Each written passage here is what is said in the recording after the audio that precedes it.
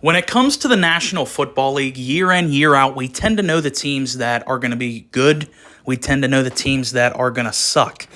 What about all those teams in between that could really go either way? Those are the teams that I want to highlight in today's video as we rank the top 5 most intriguing teams entering the 2025 NFL season. Kicking off the list at number 5, we have the Las Vegas Raiders, thanks in large part to the guy you see on the screen right now, Ashton Jeanty, coming off of the most dominant running back season in college football since Barry fucking Sanders in the late 80s. I think this guy rightfully should have been Heisman. I think he's going to come into the NFL and have a day one impact. I see superstar upside for this guy, a guy that could really turn a franchise around. I think Ashton Jeanty is going to be a superstar, and you pair that with the good offseason the Raiders had. What the Raiders did this offseason was essentially clean up their football team. Do I think the Raiders are going to be a playoff team? No. Do I think the Raiders are going to the Super Bowl? Obviously not. What the Raiders did this offseason was take multiple steps in the right direction. You take a look at their quarterback room from last year. Aiden O'Connell and Gardner Minshew was a fucking laughingstock. What did they do? They went out there and got a guy who's made a couple Pro Bowls, who's a very capable, above-average starter in the league, Geno Smith, who we've seen be very good at certain points. Geno Smith, you can't even really quantify the upgrade. And I'm not saying Geno Smith is some superstar. I'm not saying he's Josh Allen or whatever. But the upgrade from the guys they had last year to Geno Smith is literally the size of the fucking Grand Canyon. You really can't quantify that. And similar to the head coach position, Pete Carroll. Now, I don't think Pete Carroll is what he was 10 years ago. I don't think Pete Carroll's some stud head coach. Again, it's just like what I said about the quarterback position. It's the upgrade from last year and a guy with Antonio Pierce, who should have never been a head coach in the NFL. No other team in the NFL would have hired Antonio Pierce to be their head coach. And even though I have my problems with Pete Carroll, most notably the defense, Pete Carroll is a defensive guy. His last year in Seattle, their defense was fucking horrible. And it's not like he had terrible personnel. But he's such a vast upgrade over Antonio Pierce because he knows what he's doing. He knows how to run a football operation, something that Antonio Pierce simply just did not know how to do that. So you upgraded a quarterback, you upgraded a head coach, 2 competent guys who can do the job. We've seen succeed. They have history together in Seattle. You're adding this generational talent at the running back position in Ashton Jeanty, who I think is going to be a monster in the NFL, to go with a capable defense. If they were in a different division, I would even think about putting them as a playoff team. That's how highly I think of their offseason. It's just they got to deal with Harbaugh and Sean Payton and Andy Reid and Mahomes. Like, this division is arguably the best in the NFL right now. And if they finish last place, it's easily going to be the best last place team in the league right now. I see a lot of upside with this Raiders team. And speaking of Pete Carroll and Geno Smith, at number 4, I have the Seattle Seahawks. Now, why do I find the Seahawks so intriguing? Well, it's because they had so many moving parts this offseason. They got rid of DK Metcalf. They got rid of Tyler Lockett. They got rid of their multi-time Pro Bowl quarterback in Geno Smith and brought in Sam Darnold. I really think that the Sam Darnold storyline is one of the most fascinating going into this upcoming year because everywhere prior to Minnesota for Sam Darnold has been an abject failure. When he went to the Jets as, the 3rd overall pick, it was a fucking disaster. Blew up almost immediately. Went to Carolina. That imploded pretty quickly. And it's not like he had scrubs in Carolina. He had DJ Moore and Christian McCaffrey. Those guys aren't no scrubs. Then he went to the Niners and was a backup there. And then he has his one breakout year with the Minnesota Vikings, who have the best offensive apparatus for a quarterback. When you talk about their scheme, they got a genius offensive-minded head coach, good running backs, good offensive line, best receiver in the league, great number 2 receiver, good tight end. Like, everything you could want as a tight end is what the Vikings have. And of course, he had his best year there. Now he's leaving that. He's going to Seattle on a real contract, having real expectations to be good.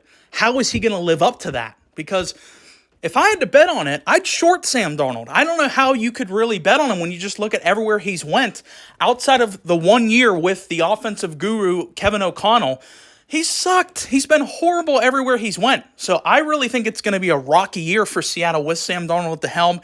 He's going to not look anything like he did with the Vikings.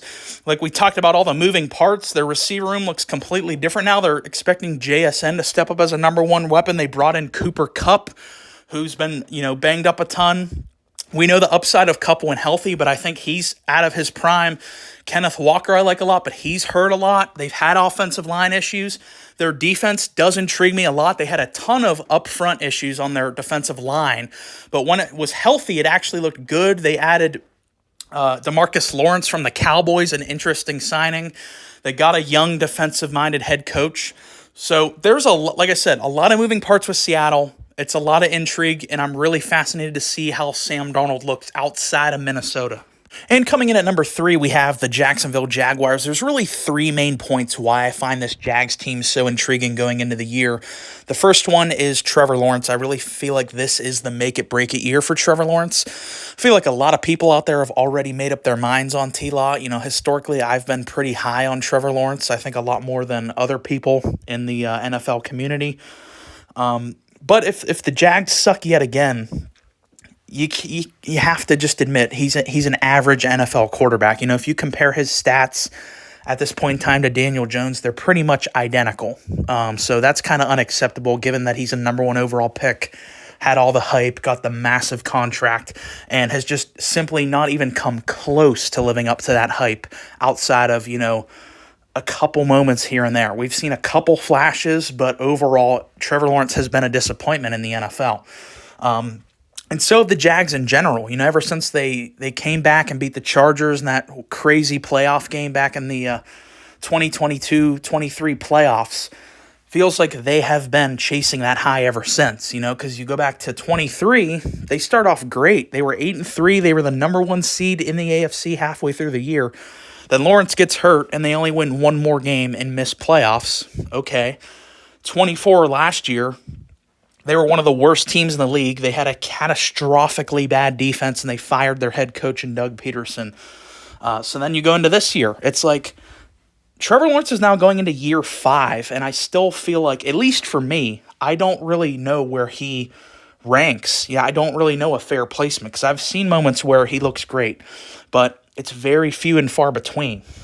I just feel like he's out of excuses. This is going to be his 3rd head coach. He's got a true stud number 1 weapon now in Brian Thomas Jr. They just drafted Hunter. We're going to talk about in a second. They just got him a new offensive-minded head coach. This needs to be the year where the Jags make some noise, because otherwise that contract is a fucking disaster. And I feel like a lot of people already think that contract is one of the worst in sports right now. So let's move into my second big point why I think this team is so intriguing. Travis Hunter. One way or another, if Travis Hunter is good or bad, I feel like this is going to be one of the top storylines of the 2025 NFL season. We got the reigning Heisman here, one of the most unique athletes we've ever seen play the sport. Obviously playing both corner and receiver, winning both the award for best receiver in college, the best corner award in college, and the Heisman. Never been done, obviously. So there's a lot of hype behind this guy. I think we have all been excited to see Travis Hunter play in the NFL for years now. So now it's finally going to happen. I've talked a lot about Hunter on this channel, so I don't want to spend a ton of time. My quick take on Hunter going into the year is I wish he would just pick a side of the ball. I really think it's total nonsense to think that he's going to actually play both sides. Not even from an athletic standpoint, which is, he's a great athlete, phenomenal, did it in Colorado, of course.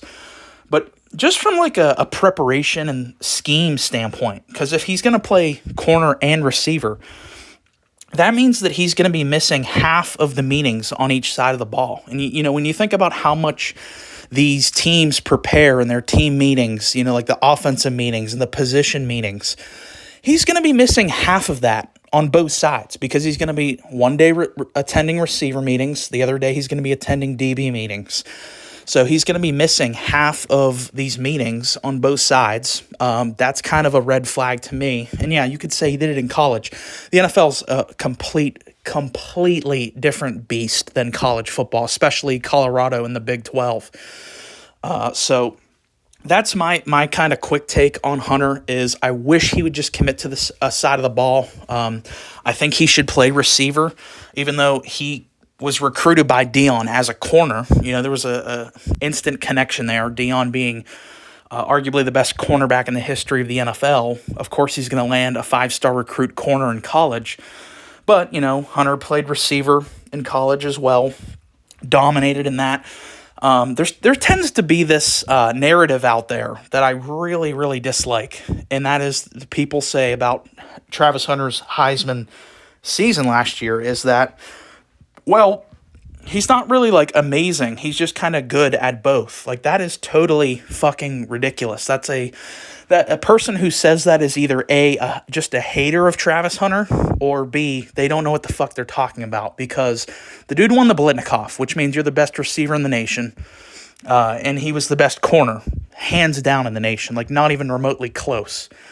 So Travis Hunter, fascinating player. I could talk about him for, half an hour, just him alone, because he's so fascinating. But he's a big reason why this Jags team is on here. And then my third main point, real quick, is new head coach is Liam Cohen, a first-time head coach coming to Jacksonville. We're going to see how he's able to work with Trevor Lawrence. I don't know what to make of Liam Cohen, really, at all. He seems a little quirky, but that's in today's day and age, that's not a horrible thing. Coaches have all kinds of different, attitudes and approaches to the game and all that. So I don't take too much stock in that, but he's very unproven. And I don't know if I would be going with an unproven guy in such a pivotal point in Trevor Lawrence's career. Like we said, this is his third head coach in 5 years. And I don't even think Doug Peterson was that bad. I just think that they needed a scapegoat for the last 2 seasons being such a disappointment. They're not going to get rid of T-Law with all the money they just gave him. So, on paper, this is not a bad team, especially if you look at the offense. If Trevor Lawrence is playing good, he doesn't have to be a superstar. If he's just playing good, like above average level football, he's got a stud receiver in BTJ. Travis Hunter is going to be at receiver. The O-line's on the ascent, I believe. There's stuff to work with here, and if Hunter's good, this should be a high-powered offense. And my second most intriguing team going into the season, staying in the AFC South, is the Tennessee Titans. And basically, whatever team has the first overall pick is always going to be an intriguing team. So why are the Titans my second most intriguing team? Well, it's because I think this team is actually good enough, at least on paper, to be a playoff team. I don't think that's a hyperbolic statement. When you look at the AFC South, to me, feels wide open. And, if you watched my video from a couple days ago where I picked all my playoff teams, I picked the Titans to be a wild card team. This is the year where I finally embrace it. And my reasoning behind picking the Titans as a playoff team, like I said, the AFC South feels wide open. Houston I picked to win this division, but not very comfortably. Houston has some big worries for me on the offensive side of the ball. Their O-line is atrocious. It was really bad last year, and they got rid of their only good O-lineman, Laramie Tunsil, for basically nothing. So I think Houston's O-line is going to plague them all throughout the year. We just talked about Jacksonville. I think the Colts are going to be really bad. So the Titans have a window here. They have an easy schedule. And, you look at some of the other potential wild card teams, they're in really tough divisions. We would be looking at teams like the Broncos. They got to go up against the Chargers, Chiefs, and Raiders. There's no free wins there. You look at, the Bengals or even my Steelers are in a really tough division in the AFC North. So I feel like there is a real open pathway here for the Titans to get into the playoffs. And now let's talk about them as a team. Obviously, Cam Ward. Him alone would be enough to land this team as intriguing, but him plus the other things I like about this team boosted as my second most intriguing team.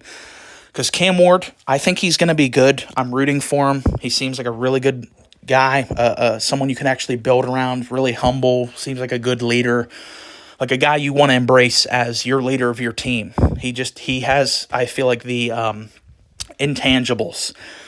Whether he's going to work out on the field, who the fuck knows? We're going to have to wait and see on that. But from a team perspective, this is not a bad team. And if you guys are longtime listeners of this channel and you remember the videos I made before last season started, I was flirting with picking the Titans as a wild card team even last year because of the stuff I like. I was saying they've built a good offensive apparatus for Will Levis. They got him an offensive-minded head coach.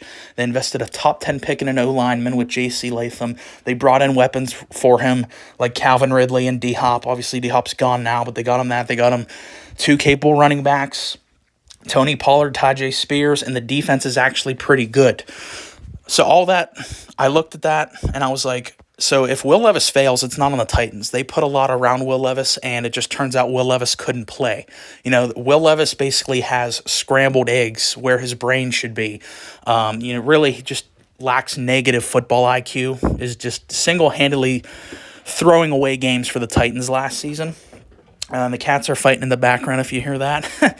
But getting back to the Titans, so I liked a lot about this team last year. It was just, it all came down to, can Will Levis play? And it was very simple. No, Will Levis could not play. So I still have a lot of intrigue for this team. There's still a lot of things about this team that I like from last year. It's just now I'm a lot more confident in the quarterback they have in Cam Ward. Cam Ward doesn't have to be amazing. Cam Ward just has to be not fucking like all-time hideously bad like Will Levis was last year.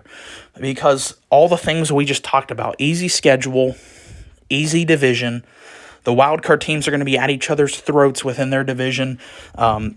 There's a lot to like here. There's a young offensive-minded head coach that can directly work with Cam Ward, who had a lot of success as the play caller in Cincinnati. Like, there's a lot to like here about the Titans. I think they're going to be a really competitive team, and people really underrate their defense because they just looked at the Titans. They saw their record. Oh, the team sucks. But no, the team didn't suck. Will Levis sucked. And that's why he got benched. And that's why he's no longer the starter and will never be a starter again in the National Football League. So that's why, for me, I think the Titans are one of the most fascinating teams and why I picked them as a wild card team. And my most intriguing team entering the 2025 NFL season is the Minnesota Vikings by far and away. Why are the Vikings my most intriguing team? It's actually quite simple because this was a 14-win team last year, and going into this year, I don't have them making the playoffs. This, to me, is the most difficult team for me to really talk about going into this year because I don't know what the fuck they're going to look like, They had basically one of the best seasons in their history of their franchise last year, and now I don't even know if they're going to be a playoff team because it all comes down to J.J. McCarthy. Can he play football at an NFL level? I never liked this guy as a prospect. I don't have anything against him. I'm just talking about strictly his play because the style he played at Michigan, if you're familiar with how Harbaugh runs his football operations, it's run heavy, defense, strong guys, smash mouth football, old school, beat you up. And the quarterback's there to just kind of not screw it up. So, it's not like J.J. McCarthy was this insane, freakish athlete, massive arm, like Heisman-type quarterback. And he still went, 11th or 12th, something like that in the draft. Like, that to me is fucking crazy. Like, J.J. McCarthy, the style in which he played football in Michigan to go that high, to me is absolutely insane. Just from the fact that he doesn't really wow you in any which way. He's not a great athlete, not a great arm.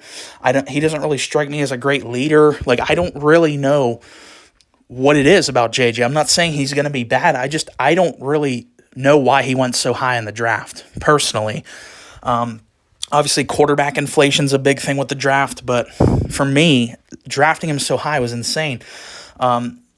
Now, there are a lot working for J.J. McCarthy, and that's why this team is so intriguing. Because it'd be one thing if I was like, I just think he's going to suck, and the Vikings won't be very good. Because if you don't have a quarterback, you ain't shit in this league.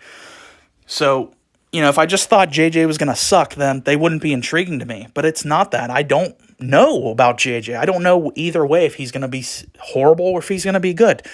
And the number one thing working in his favor is the fact that he's in Minnesota. They have the best offensive apparatus by far in the NFL for any quarterback. If you took all the quarterbacks off their teams and you just asked them from a personnel and coaching perspective, maybe outside of Andy Reid, who would you want to play for with what players?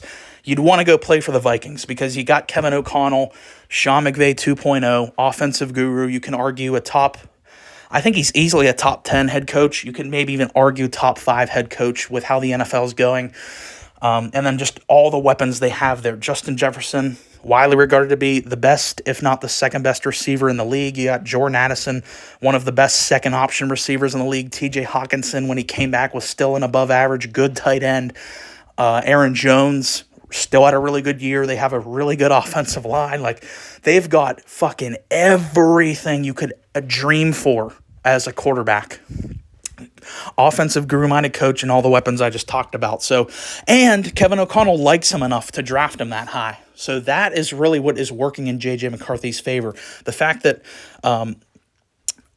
O'Connell has that confidence in him is something that you should, if you're a Vikings fan, be excited about, because Kevin O'Connell knows what the fuck he's doing. He's not a dumb guy. So he's not going to pick some guy in the draft that he doesn't think can run his system, and I don't think McCarthy's going to be asked to do a whole lot, because everything's going to be by the book. It's going to be schemed up. I could see him having a very similar season to what Bo Nix did with the Broncos, and there's a lot more to work with in Minnesota than there was with Denver last year in terms of their personnel. So that's why the Vikings, for me, are so intriguing, because I really could see a world that exists where McCarthy's just not very good for all the things we talked about, doesn't have any killer traits, didn't really wow me in college, and played a very simple style of offense, where it's very run-heavy. But on the flip side, there's so much working for him, like we just talked about. So, and on top of that, like we just mentioned, they won 14 games last year. They had a premier defense. They have one of the best coaches in the league, arguably the best defensive coordinator in the league with Flores. So there's a lot to talk about this team. They're in a crazy stacked division where it's like all these teams feel like they're playoff caliber, but obviously not all of them can make it. So there's just so much going on with this Vikings team, and that's why, for me, they're the most intriguing team entering the 2025 NFL season. So if you made it this far in the video, like always, I always appreciate when you guys listen to me blab. If there was a team I missed out on that you think should have been on here that you find really fascinating, go ahead and let me know down in the comments. Thanks for watching. Please like and subscribe.